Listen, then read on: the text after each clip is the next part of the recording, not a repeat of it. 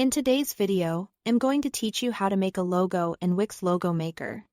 To get started, head over to the Wix Logo Maker page and sign in to your Wix account. Make sure you are logged in before moving forward because that will allow you to save your progress and access the design tools properly. Once you are inside, you will be ready to begin creating your logo from scratch, or by using one of Wix's suggested styles. Next, enter your business name in the provided field. If you are not ready to add a name yet, you can also choose to skip this part and continue. After that, click Create a Logo. This will open the logo creation area where Wix starts guiding you through the available design options. You will then be taken to a section that includes template history and style options. At this point, select your industry or business category. This is an important step because it helps Wix show you logo templates and design suggestions that are more closely matched to your type of business. Choosing the right category can save time and make the results feel more relevant right away.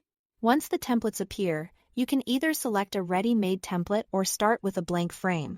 If you already see a design that feels close to your brand style, choosing a template is usually the fastest option. If you want full control from the beginning, the blank frame gives you more flexibility. When you've decided, click the template you want to use. And that will take you into the main design section. Inside the design editor, you can begin customizing your logo. This is where you adjust the colors, change the text, and add elements to shape the final look.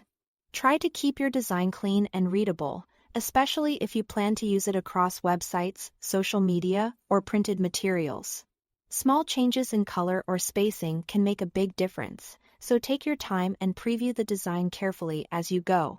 When you are happy with the result, go to the top right corner and click the download and share icon.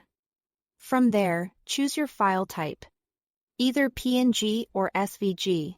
PNG is a good choice for general use, while SVG is often better if you want a scalable file that stays sharp at any size. After selecting the file type, choose the size you want from the drop-down menu. Your options include original, small, medium, large, and extra large. Once everything is selected, click Download to save your logo.